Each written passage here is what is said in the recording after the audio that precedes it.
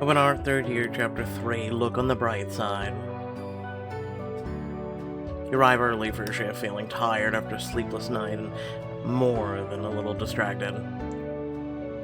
What could Andrew have meant to warn me about? What is Bloom really up to? But your thoughts are interrupted when Bryce strolls in, smiling widely. You look worn out, Casey. Everything alright? It's barely done. Nothing will be alright until I get a massive amount of caffeine in me. What are you doing here so early anyway?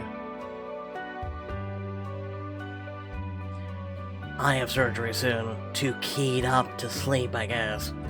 You're probably still flying high off that solve with the psychic patient, huh? Pretty rare disease to have diagnosed.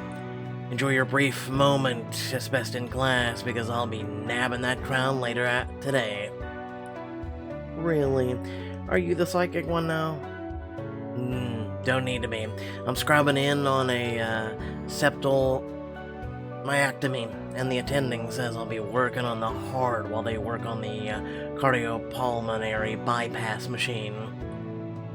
Whoa, that's an extremely complicated surgery, Bryce. Maybe for some people, the heart won't even be beating while I work. It'll be like going back to med school compared to what most cases I get. Really? I'd be more cautious.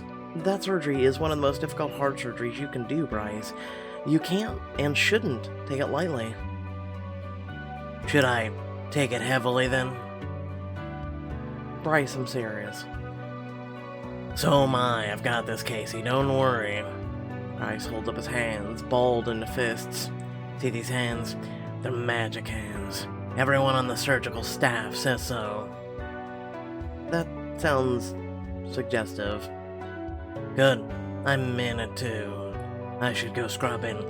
See you when I take that crown. Laughing, he adds out, shaking your hand. You give yourself a quick once-over in the mirror and head off to the office. As you walk up to the diagnostics office, you hear the laughter floating out into the hallway. And then he told me drinks were on the house, said it was his way of thanking the prodigal customers who returned after a long absence. Sounds like Gaston. I'm glad the bistro is still doing well. I've been meaning to go back for ages, but I've never seem to have the time. You should make the time. The food is just as good as it always was, and Gaston says he misses you. Really? Technically it was more along the lines of, what happened to the very serious man you used to come here with, but still counts. I wasn't that... Ethan turns as he hears you enter, and smile lingering on his lips. Good morning, Casey. Morning. Sorry, don't let me interrupt. No, you're not interrupting. We were just strolling down memory lane. Ethan turns to Harper, smiling again. Speaking of, do you remember the night with the crepe Suzettes? I think he was more scared of you than fire. I might as well not even be here. I'm glad you had a good time at any rate. You deserve a little downtime after all the recent upheaval. But enough chit-chat. Now that we're all here, let's move on to discussing our next patient. Ethan slides some folders across the desk to you and Harper. Patient is 45-year-old woman admitted after fainting in the middle of her office for the third time this week. 3 times in a week? No wonder she wants to check down. A regular physician can't find anything wrong with her, so she's come here to see if we can help pinpoint the cause of her fainting spells. Sounds worth the effort. You have my vote, Ethan. And mine. We didn't even get a chance. We didn't even get a choice. Ethan lets out a sigh of relief. Good. Now that that's settled, I'd like you two to interview the patient and run her history. On it. Harper nods as well, but as she stands, a small smile curls her lips. Wait, the patient's name is Suzette? As in crepe Suzette?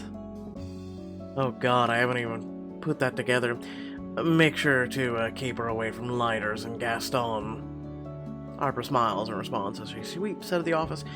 You follow her, trying to ignore the twinge at the pit of your stomach. You and Harper make your way to the patient's room. Harper, long, confident strides, forcing you to hurry a little. By the way, Casey, in case I forgot to mention, good solve on the tick case. That was a good deduction. Oh, thank you so much. I can't help but smile at the praise. I couldn't have done it without the team's help, though. Don't feel you have to be the modest on my account. I'm long past the point of feeling threatened by my colleague's success. Well, thank you then, without any caveats. Harper smiles, and there's a twinkle in her eye that you think is either a friendly agreement or amusement. Excited to see if you can keep up the streak with Suzette. In fact, you take lead, I'll hang back. As you enter the room, the patient looks up and fixes you with a bright, warm smile. Wow, not just one doctor, but two. Don't I feel the belle of the ball? We want to make sure we can figure out what's wrong with you, Miss Estefani. Dr. Casey Valentine, and this is Dr. Harper Emery. Please, just Suzette will do. Alright then, Suzette. Let's get started with a few questions about your medical history. Any recent illnesses, symptoms, or anything out of the ordinary? Besides the fainting, that is. Well, I've been feeling a bit tired and dizzy lately. On my joints ache, sometimes when I wake up, but I figured that was just a reminder that I'm not 22 anymore. As Harper takes down notes, you look at Suzette's chart. Something immediately jumps off the page at you. Suzette, it says that you're an ovarian cancer survivor? That's very early in age to get that. That's right. We found it just after I turned 30. Oh.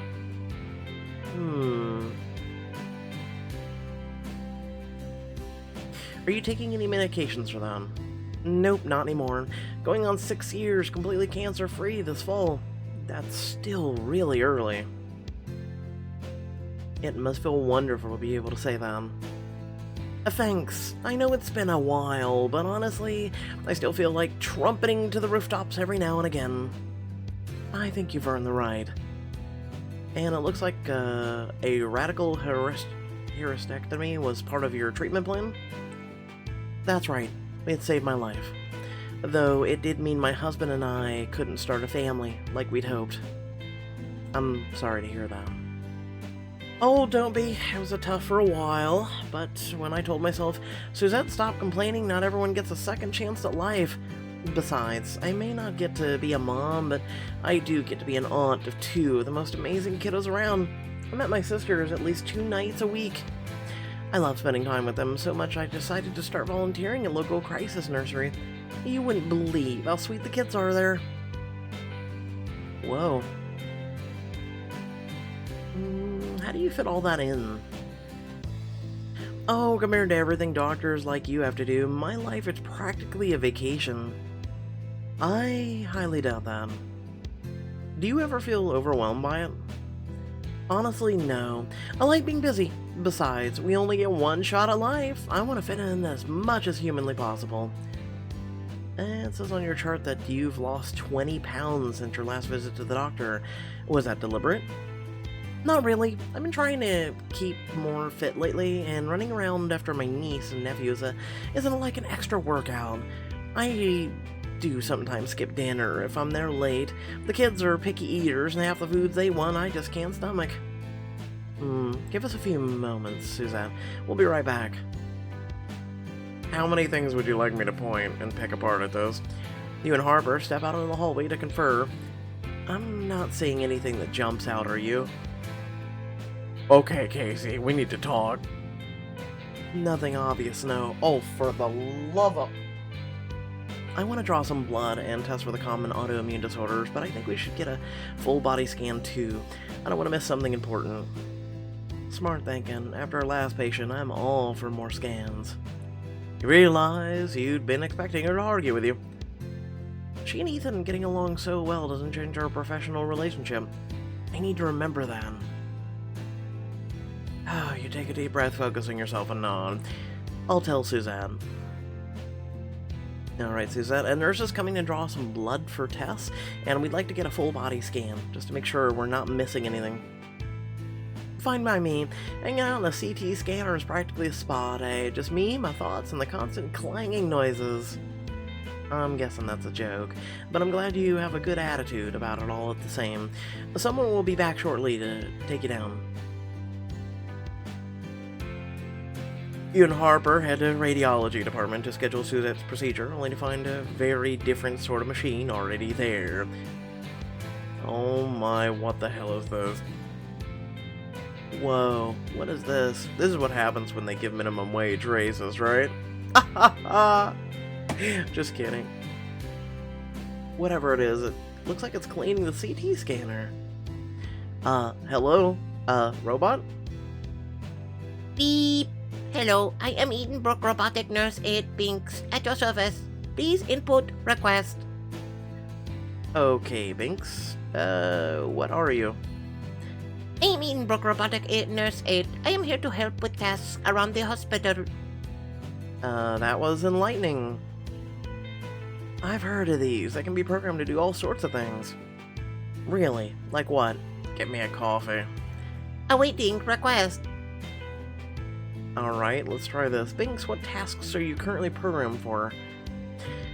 I am completing exam room preparation and equipment calibration. And what else can you do? Would you like help with sample delivery? If so, say sample delivery. Would you like help checking patient vitals? If so, say patient vitals and input patient name. Would you? Binks, please, continue current task. Input acknowledged. Returning to current task. Bzzzt. That's incredible. I think I'm really gonna like this thing. If you ask me, I'm gonna go unnecessary, but I guess it takes the load off of one person. Patients will love him. Honestly, you could resist a cute robot helper. Ethan could easily, but I think it will actually save the nursing staff a ton of time. I half wish I thought of getting a few of these back when I was in charge. The subject of your discussion, blissfully unaware, completes his prep and whizzes out of the door to his next call while Harper speaks to one of the technicians. It looks like they can fit Suzette in now. I can oversee the scan unless you want to sit in with me. I certainly appreciate the company, especially since you're clearly at the top of your diagnosing game these days. It does always help to have two sets of eyes on a full-body scan, plus I haven't had a chance to connect with Harper as a teammate. Sit in on the scan to learn more about Suzette's symptoms. Please send help. Full-body scan with Harper. Sign me up. Two heads are better than one, right? My thoughts exactly. I'll page a nurse to get Suzette down for the scan. Minutes later, the two of you are helping Suzette get settled into the machine. How are you doing, Suzette? Honestly, being back inside of one of these is almost nostalgic at this point. Not that it's my favorite memory to return to. Of course. But you're a pro, right? Oh, absolutely. You can find my TED Talk on sitting through CT scans on my website. Sounds riveting. Very. I go in all the bumps you might see on the inside surface of the machine, what types of thumps you can expect to hear. Well, if there are any reason those bother you at this time around, let us know, alright?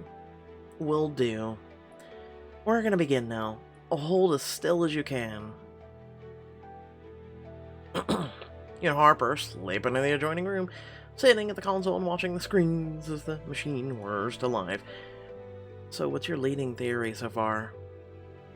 Dizziness, fatigue, fainting spells, weight loss. There are a lot of possibilities. Maybe something gut-related like colic or Crohn's? Can't rule out hypothyroidism. Already tested for it. After that close call with Martha, not gonna let that slip past us. Remember, there's two forms of thyroidism, hyper and hypo. Clearly, we're on the same wavelength. I can't say how refreshing it is to have that with the teammate. What?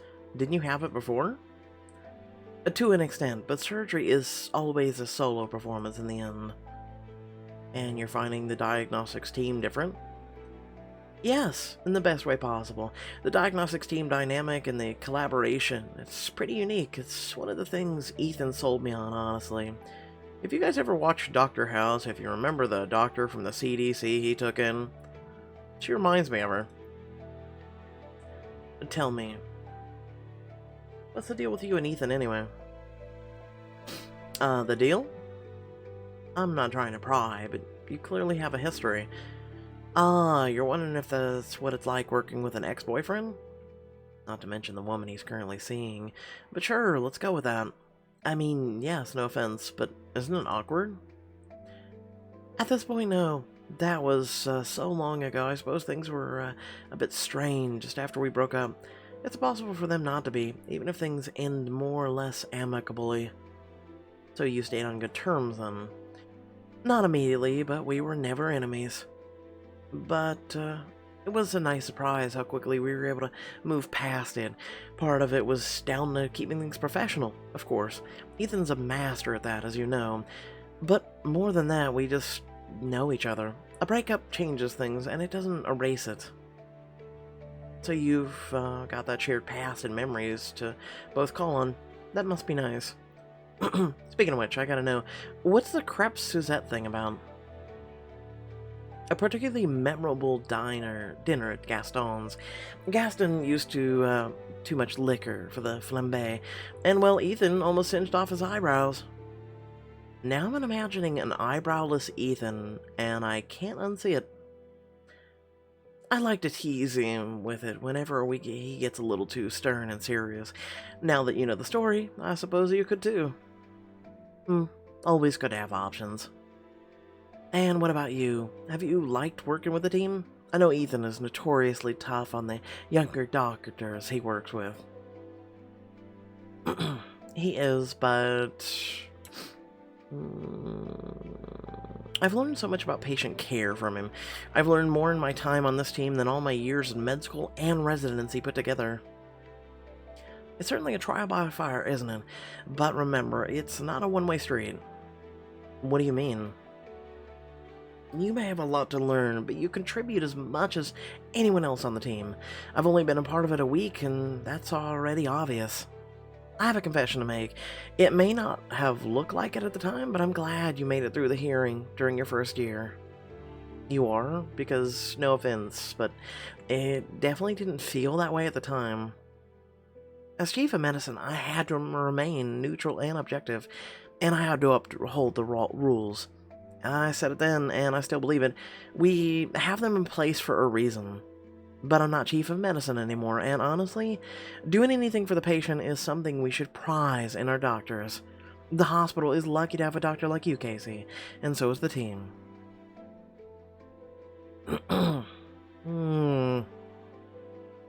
Harper, thank you. That means a lot. Knowing you and Ethan consider me an equal and a colleague is such an honor. One you're more than earned. I hope you're never afraid to speak up, because the team's better for having you on it. Trust me, I won't. The two of you share a smile, and you feel a little tension in your chest from earlier in the days when... Doctor! Doctor! Suzette's voice crackles over the intercom, sounding breathless and terrified. Suzette, what's wrong? I can't breathe! Hold on, Suzette, we're coming. You terminate the scan and rush in the CT scanner room. Suzette's emerged, gasping and panting for air. Harper prepares to administer oxygen when you grab Suzette's hand. It's all right, Suzette. We're here. You'll be able to breathe more easily in a minute. She glances down, eyes going wider. Are you holding my hand? Yes, can't you feel it? Concerned, you start pricking the tips of her fingers to test for sensation. I don't feel anything. You notice a gurgle to her speech and watch her throat working futilely. It looks like she's having trouble swallowing. And Harper share a worried look. Hang in there, Suzanne. Could be a blood clot. An hour later, you and Harper report on Suzette's turn for the worse. Ethan nods somberly. Thank God both of you were there, otherwise things could have gone much worse. What's her current condition? She's breathing well enough that we've removed the supplementary oxygen, but she's still having problems swallowing and experiencing numbness in her hands. Have the tests turned anything up? She's tested positive for anemia, but that's clearly a symptom, not an explanation. Hyperthyroidism? hyperthyroidism, colic, Crohn's, colitis, all negative. Besides, none of that would explain her latest symptoms. Let's start brainstorming. What could match the symptoms? It could be endocarditis. That would explain the fatigue, joint pain, and shortness of breath. It's not likely, but run the test anyway. Let us know what you find. Harper nods and leaves to run the test. Something's still nagging at you, though. Is something the matter, Casey? Just thinking about the symptoms we observed. I have a hunch this might be something else. You've dropped off your samples and decide to head outside to feel the sun on your face. Hoping some fresh air will give you some new ideas. That's when you notice some familiar faces. Casey, a sight for sore eyes. Bryce puts his hands into a T shape and Raph grins. Yeah, because if you hadn't shown up just now, Bryce would have lost to me on the next point. You know, this is a hospital, right? Not a gym or the mall where you two are going to get discovered as the world's next top cologne models. You never know who's going to walk through those doors, Casey. Let a boy dream. Honestly, I just don't know any extra clean scrubs in my locker. Figure the rest of the day would look better if I didn't smell like a workout. I accept Raph's answer, and only Raph's. I'm not gonna lie, I'm surprised you guys have time for basketball games in the middle of the day. Don't look at me. This is my lunch break. Speaking of, I should probably get inside if I want to I want time to shower. I don't know who was up in the score, Bryce. Doesn't count as a win if we didn't finish the game. Rolling his eyes good-naturedly, Raph waves and heads inside. Seriously, shouldn't you be in surgery right now? I should. If I hadn't already finished up. In just under 4 hours. Pin a medal on me, Casey. I'm pretty sure that's a record. 4 hours, huh?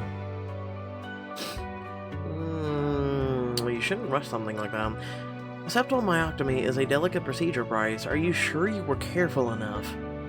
You know, I would never put a patient at risk. Besides, saving the day in style is a much better look anyway. Bryce. Seriously, Casey, don't worry. We weren't rushing. We were just highly efficient. The surgical staff certainly wasn't complaining. I can tell you that much. Which is why it's time for a celebration. You watch. One of these times you're going to be playing basketball and stubs a finger. What now? I was supposed to be in surgery all day, but not so much anymore. And there's something I've been meaning to do for ages. I'll give you a hand. It involves driving something sexy and fast on a racetrack. I finished my rounds, and Suzette's next round of tests will take a while to come back. We'll have some steam on the racetrack with Bryce. Drive the car of your dreams and make your heart race in more ways than one. Let's drive. Awesome. Meet you out front in 15. I'll be there.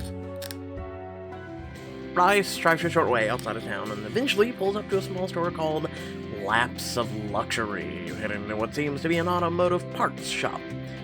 What is this place? Just a little spot to rent a car and take it a few laps around the track. This is your big celebration? Trust me, you haven't seen the cars yet. Just then, a man emerges from the back room, smiling broadly.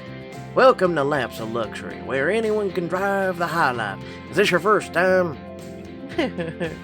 So this is where they retired you, dude. Yep, probably not my last, though. Just like what we'd like to hear. If you're the first-timers, well, let me get the book. He bends down below the counter and emerges with a giant binder, and you flip it open.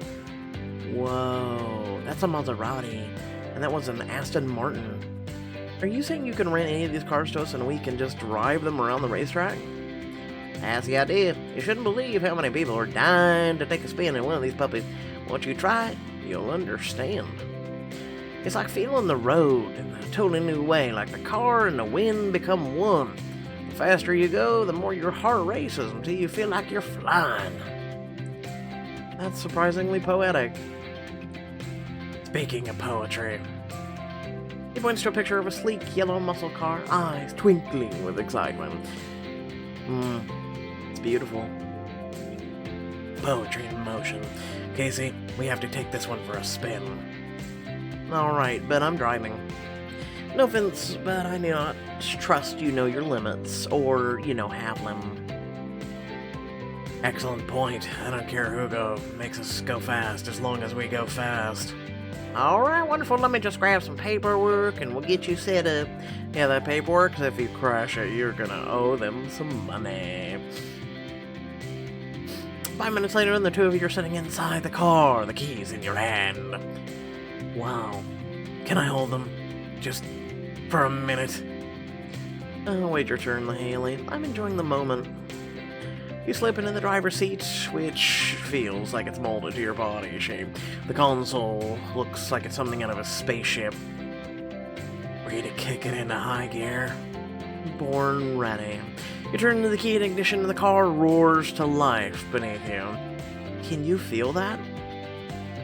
God, it's even better than I imagined. You nudge the car into gear and the stick shift moving smoother than silk.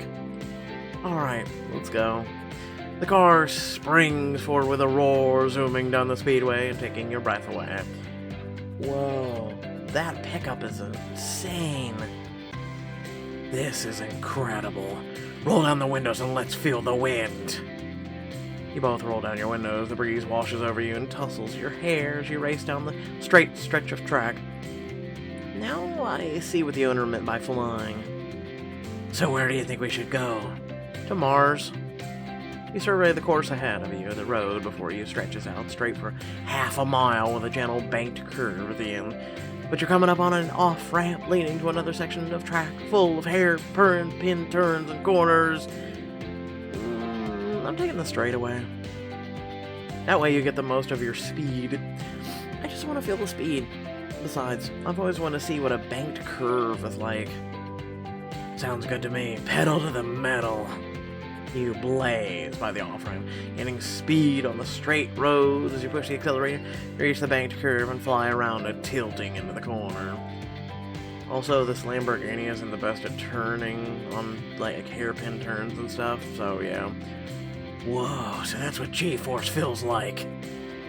It's like driving a rocket ship. Coming to the banked incline, the car, righting itself as you emerge onto another straight raceway.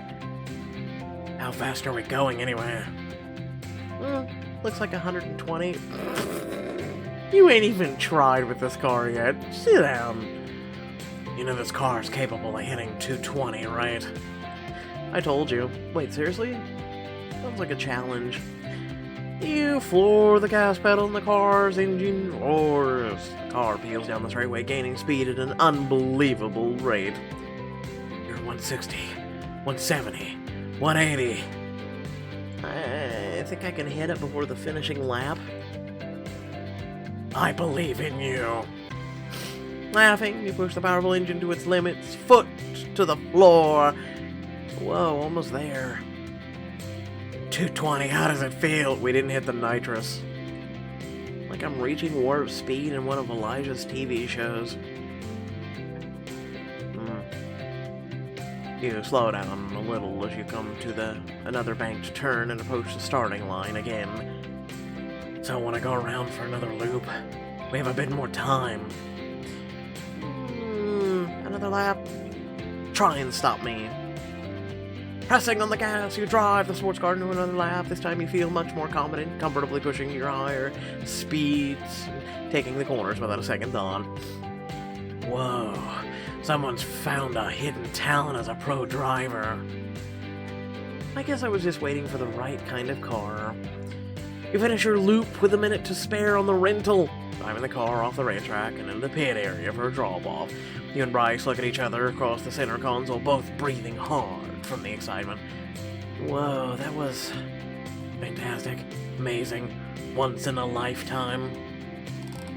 All the above, plus mildly terrifying. Bryce gazes you, color high in his cheeks, eyes sparkling with the thrill of the speed, his lips part as he leans towards you. Snap a selfie. Why not do both? Kissing. You reach out, grabbing onto Bryce's collar, pulling his lips to yours. The gaze is passionate, burning with intensity, the excitement of the drive shifting into a different kind of excitement. Bryce pulls you out of your seat and onto his lap, and you straddle him as he deepens the kiss. And I thought the drive got my heart rate up. What can I say? I'm pretty high octane. Bryce pulls you down again, kissing you with reckless passion. Your hands wander over each other, shamelessly moving faster, lower, making out in the car. This powerful feels like the sexiest thing you've ever done. Bryce. His hands go lower, lower still, until a sudden knock on the window interrupts you. Would you like to purchase additional time in the vehicle? I still hate you. I think that's our cue. Don't worry, Casey. We can make out in my boring car whenever we like. Don't think I won't hold you to that. Later that afternoon, you're reviewing the medical journals in the lounge when a nurse drops off the results of the test you ordered for Suzanne. You take a look, and your heart sinks. Oh no. I'm going to assume cancer's return. Just in different places. Minutes later, you and Harper are back in Suzette's room. Harper stands up somber while you give Suzette the bad news. Amyloidosis? What's that? It's a condition where the amyloid proteins build up in harmful levels in different parts of the body, particularly major organ systems. Over time, it can cause impaired organ function and possibly even total organ failure. A worried look crosses Suzette's face, but she immediately plasters her usual smile over it. Well, at least we know what it is. Now it's just a case of taking the right medicine to make the protein go away, right? No, it's a terminal diagnosis. You and Harper share a troubled, sympathetic look. When it comes to amyloidosis, our best bet is managing symptoms. We have medication that can slow the development of the amyloid proteins and reduce the negative day-to-day effects. Suzette glances back and forth between you and Harper, frowning.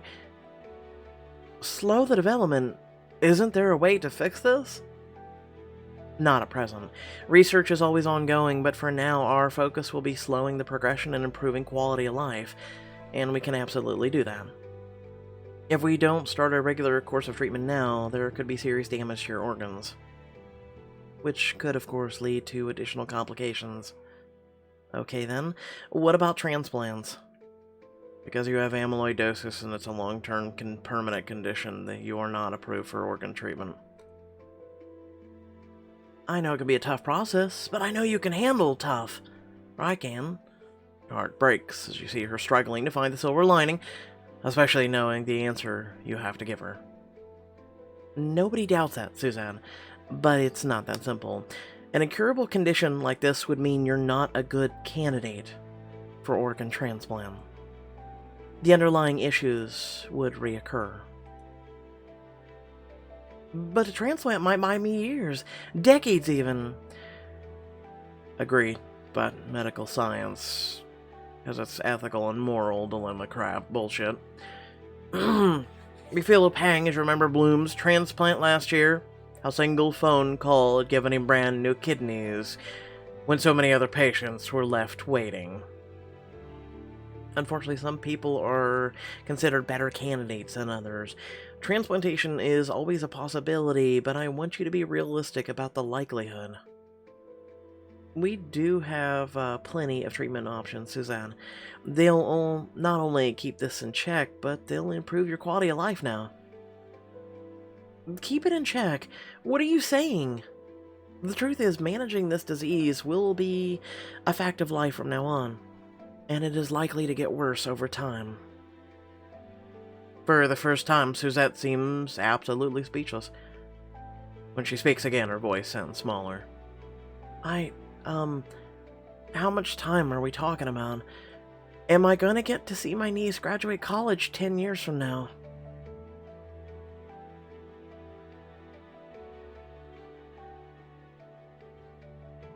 Honestly, Suzette, we'll do everything we can to make it happen. This isn't a death sentence, Suzette. If there's a treatment that will help, we'll make sure you get it. We can start with low-level treatments with, like, diet changes, but we have plenty of more aggressive options when the time comes. What sort of aggressive options? High-dose chemotherapy has been shown to help in some cases. I'd have to go through chemo again, just for a chance at a few years. For the first time since she arrived, Suzette breaks down, beginning to sob and covering her face with her hands. This can't be happening. How can I go through cancer and have this happen on top of it? How can I be this unlucky? Suzette, I'm so sorry. It was bad enough when cancer took my dream away, and when it kept my whole life and cancer stole that from me. But I told myself that everything I went through meant something, you know? That it closed one door but opened another. I believed so hard in that new door. And now you're telling me it's just leading to another death sentence? I'm sure this must feel incredibly frustrating.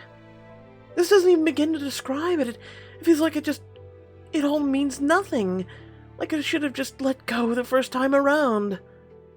What point is there when you know that it all is going to end soon?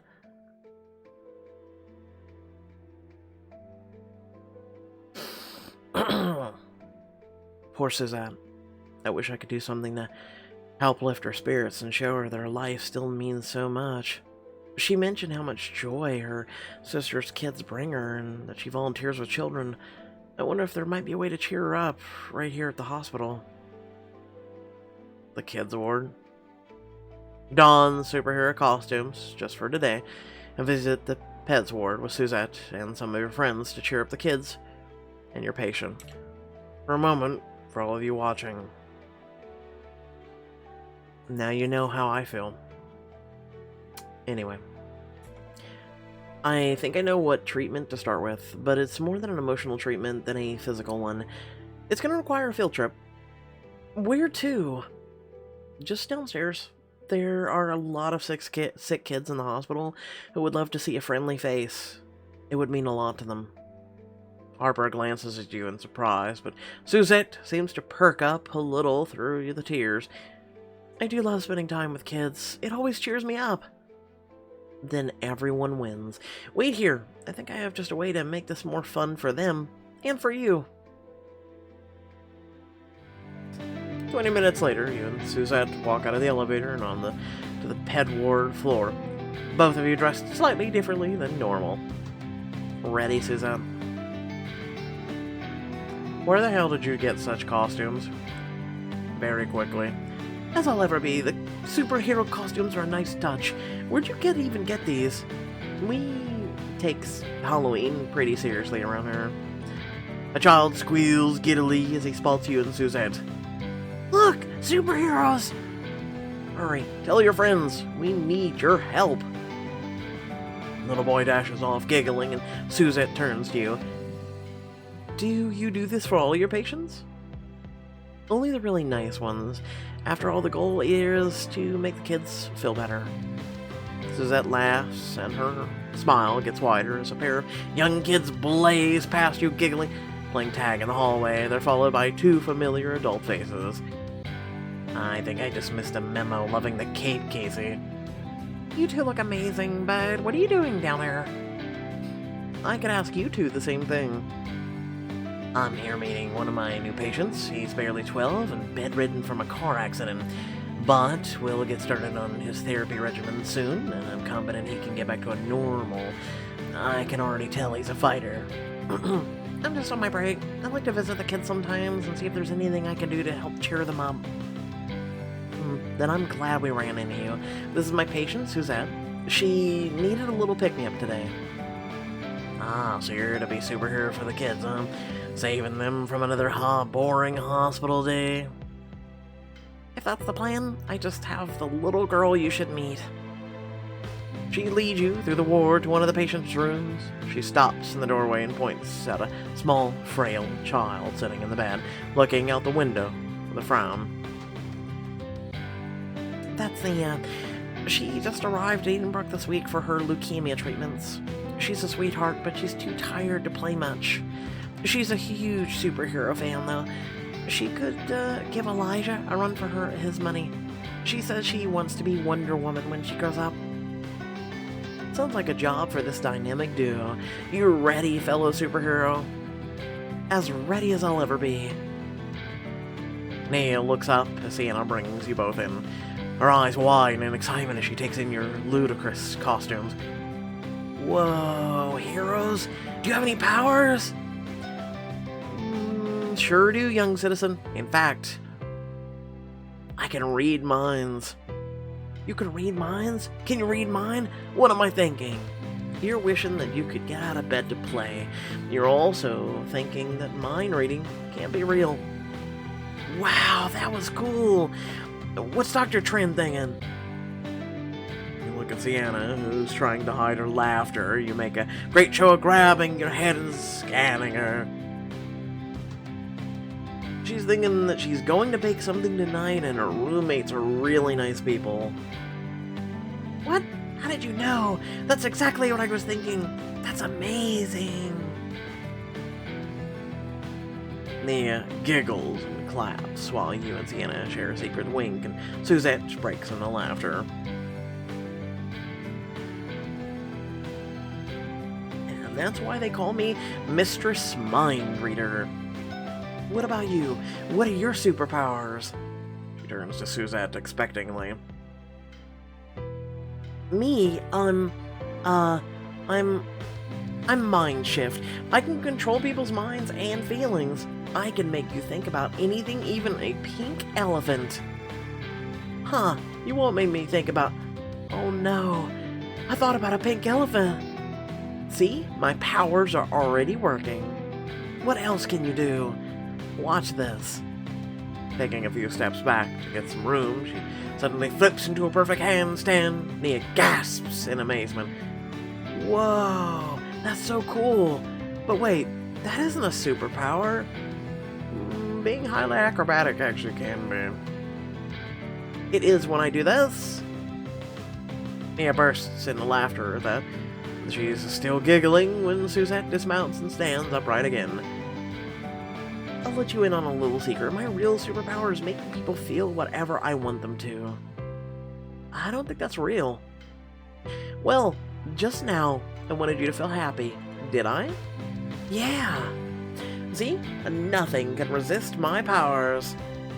Behind you, you suddenly hear a chorus of giggling. You turn to see that you've attracted an audience. Raph is standing in the door, arms crossed and smiling, surrounded by 8 or 9 kids around Nia's age. I told you, superheroes! Looks like the two of you have a few fans. I bet they'd love it if you two had a superhero fight. Oh my gosh! I want to know who wins! Well, I'm clearly a villain in disguise. Mwahaha! Oh no, you were a villain this whole time. That's right, you fools. I was hiding in plain sight, and now I'm going to take over the world. Raph, Sienna, and Suzette all make a big show of gasping in horror. Nia and the kids are laughing hysterically with delight. I will now start by capturing Nia. Mwahaha! Not if I can help it. I'll use my powers to make you relive your most embarrassing moment. Mind Shift touches her hands to her temples, grimacing as she mind controls you. No, not the time I called my first grade teacher Mom in front of the whole class. Nia, quick! We'll escape together. As you pretend to writhe in agonized embarrassment, Mind Shift bends to give Nia a piggyback ride. The other kids cheer as they hurry into the hallway together, Nia laughing delightedly. Faster, Mind Shift! You won't get away that easily. You run out of the room and chase Mind Shift and Nia down the halls. A mad cap chase ensues, and drawing attention and cheers of every nurse and patient in the ward. Wherever you go, I'll catch you. Quick, Mind Shift. Use your powers to make her stop. Alright, from now on, Mistress Mind Reader, you will think nice things and be a good person. But, what am I doing? I'm sorry. In fact, I feel nice inside. Why do I want to help people? The powers are working. I suppose I'll have to be good now. Another crisis solved, thanks to Mind Shift and her sidekick, Nia. The gathered crowd applauds and cheers, and Nia beams with excitement. I knew we could do it. Well, I think after that super excitement, we all deserve a super reward. Ooh, I love rewards. Time for our most important super task. Pudding cups for everyone. Kids all cheered loudly at that, and Nia loudest of all. How'd you know pudding is my favorite? Because it's everyone's favorite. Just another superpower. Mind shift, let's go on a mission to find pudding cups and bring them back. Perhaps our trusty sidekick, Muscle Boy, can help. Oh, sure thing, boss. 3 minutes later, you, Suzette, and Raph return to the pediatric ward, arms full of pudding cups and spoons from the cafeteria. Who doesn't love pudding? I get to pick first. I get one! I get one! Don't worry, there's enough for everyone. Exchange smiles with Sienna, Raph, and Suzette as the kids gobble up their pudding and begin begging for more stories of your heroic exploits the whole time. Sometime later, you and Suzette change and head back to her room. She has a quiet smile on her face. Thank you, Casey. You really saved the day. We saved the day. You made the kids smile more than I did. Oh, thanks. But that's not what I meant. She closes her eyes and takes a deep breath. When she looks at you again, it's with the same big smile as when you first met her. You really knew how to cheer up your patients when they need it most.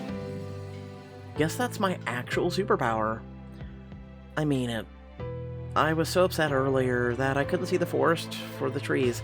I kept thinking about how much I had lost, how bad things were for me. You didn't just make me feel better, you put things in perspective. You and the kids really inspired me. Suzette, you're the one who's inspiring me.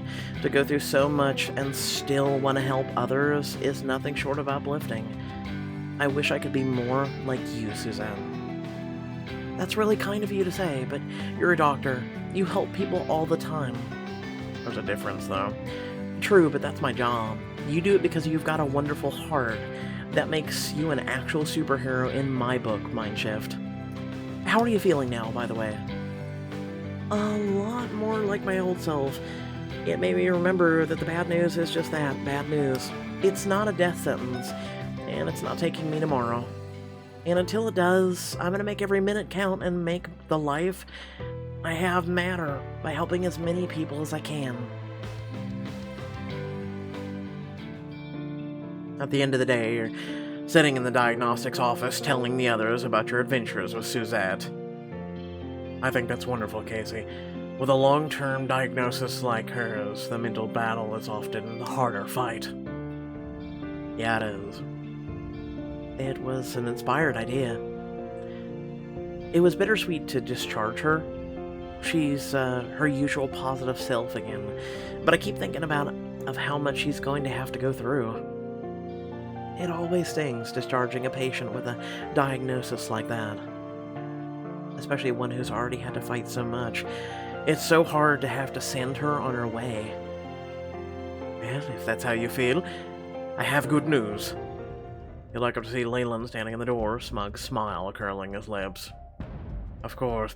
Why knock when you've entered a private office where we discuss sensitive patient information? I'll tell you what I told my sons growing up. When you own the place, private doesn't even hold much water. Did you need something? Not as such. Just some good news for you. Your patient isn't going anywhere. Excuse me? You must have a reason. As always, Casey is right on the money. But, Mr. Bloom, now that we've diagnosed the patient, there's no reason to keep her here. Ongoing treatments are better handled by her personal physician. This isn't about the kind of treatment. She's staying here for a much more important reason. From what I gathered, Miss Estefani has always been committed to doing good deeds, and now she's going to do even more good deeds for people. I'm happy to inform you she's agreed to join a pilot study I've launched into conditions like hers. Until she's completed it, she'll be under the diagnostics team's care. Exchange stunned looks with Eden and Harper. Excuse me, we did not agree to... You're agreeing now. He smiles, but it's a lot more steely than his usual charming grin. This is my hospital and I make the rules. I expect you to play by them if you wish to continue working here. But there's nothing more we can... no more protests. This case isn't over until I say it's over. Leland just rewritten the rule book for Edinburgh. But will that mean patients lose? Keep playing to find out. Will patients lose? I think the problem is his inability to look at the situation critically. He's got someone who has a diagnosis of a terminal ailment, and he looks at his own and his wife's. So, yeah. Let me say this before I get to a small, tiny rant about this chapter. Thank you all for watching. Please remember to like, share, and subscribe. Head down description below, links to social media, Discord, if you'd like to support me and my content. Speaking of supporting this channel and my content, hit that join button. There's 3 tiers. You can feel free to join on any one of them. It's just a great way of supporting the channel. And like I said, there's a few links down there as well if you want to try helping the channel as well. You don't have to give, though, if you're unable to. I definitely know that, especially during our current time and constraints for some, that is an issue. The best way you can give is just by watching, but also sharing the channel, encouraging your friends, your family, or just, the internet to subscribe to this channel. I have over 3,000 videos, all a variety of content and whatnot, and it'd just be swell if we grew our community. So without further ado, let me say the following. So, I know this channel, or excuse me, this video, wasn't the most happiest thing, especially to get a diagnosis like that, and that happens every day in this world. Especially the person talking and you're listening to right now has been diagnosed with something that, yeah, that's why I knew the transplants and everything else like that, they're going to be denied. That's just how the fact of the matter is, because it's a possibility of a reoccurring issue. So let's just say they go and get a kidney or 2 kidneys, and oh well, what's that? Next their livers failed, or their lungs fail, or their heart fails. And when do you stop piecing the person together as if you're Frankenstein piecing the monster together? Because yeah, it just can continually happen. So as a person who has 2 failing lungs, yeah, I know exactly how that feels. So, but pretty much, here I'm not giving up. I haven't given up, and that's one of the reasons why I continue to push out content as best as I can, to make you guys happy, to entertain you, to do something other than nothing. Because at the end of the day, you can't dedicate yourself to any specific thing long term. That's just how you have to look at it. You have to live each and every single minute, every single hour, and every single day as if it's your last. Because if you don't, and you just be like, oh yeah, I can certainly do that in 8 months, and you perish in 6, you made a broken promise. So, without further ado, thank you all for watching once again. Catch you all later. Peace out.